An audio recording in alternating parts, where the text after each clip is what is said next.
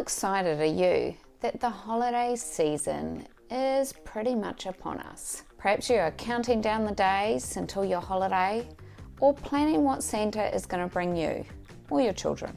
What about your team? Is the focus starting to get sidelined by chats of Santa and presents, family and holiday? How do you keep them focused and productive? With all the excitements and distractions, this can be a tricky time of year to maintain momentum. But fear not, I've got some tips to help you navigate the festive period. Tip 1 is to set really clear expectations. Get really clear on what you need to accomplish with your work between now and the end of January. The reason I say the end of January is because in my experience, the distracting fun holiday talk and celebration tends to stretch right out. And if you can be really clear on what needs to be done by the end of January, it'll be much easier for you and your team to keep focused.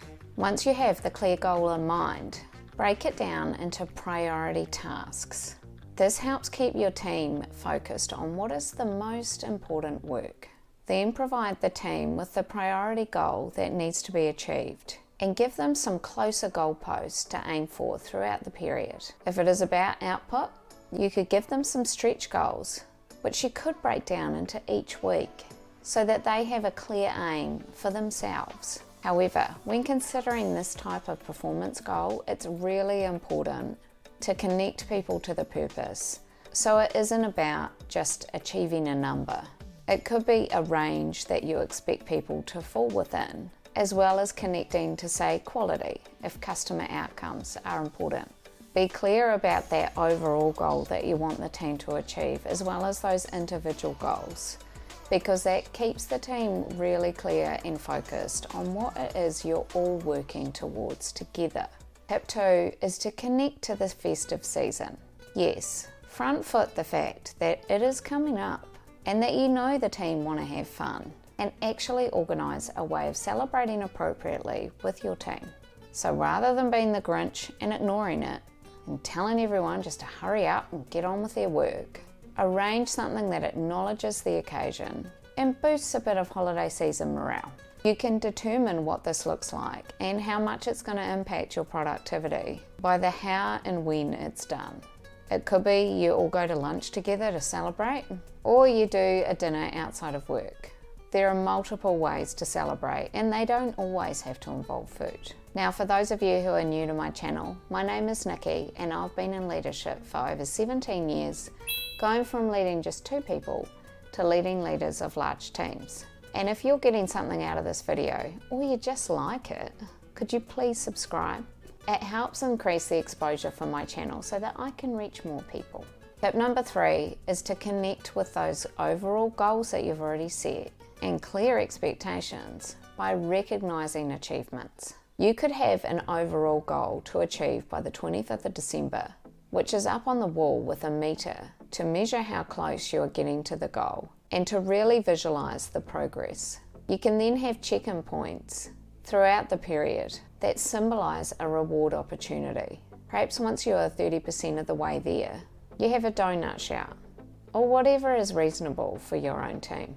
It helps keep people focused and gives a little bit of encouragement through the reward mechanism along the way.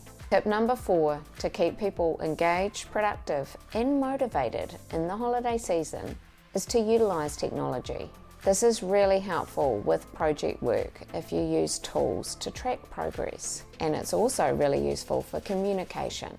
You can stay connected with your team through platforms like Teams or Slack. It's a great way to keep the team motivated, as you can post quick messages to them to update on progress or just reinforce what the aim is or the focus for that day. It can also be a good way to acknowledge achievements along the way too. Tip number 5 is to consider flexible scheduling in the lead up to the holiday season. This could be remote work to help reduce distractions, which can sometimes be in the office with the raucous chat and discussion about the holidays. It can also really support people who might have family visiting during this period, and the reduction in the commute time really helps them out and provides a nice workload balance. You could also consider a more flexible schedule. You might have some team members that would prefer to work later during the week so that then they can leave a little bit earlier on the Friday and get on with enjoying life with their family. Offering such flexibility can encourage team members to be more motivated in the work that they're doing, because if you're offering them a little bit of an adaptation in terms of how they work, they may in turn offer you their full input in terms of the work that they do. This won't always work with everyone, and you'll know the people that you can offer this kind of trust to. But being accommodating means that those staff who are already loyal and work hard might feel more engaged and appreciated for the work that they do. Tip number 6 is to lead by example. It is pretty important that you are also staying really focused and setting a positive example for your team. If you are observed as talking on the phone a lot to your family to organise party plans, or texting, or engaged in a lot of non-work related conversation, then it will be hard for you to be hardline about getting your team to focus and be productive in the crucial lead up to the holiday season.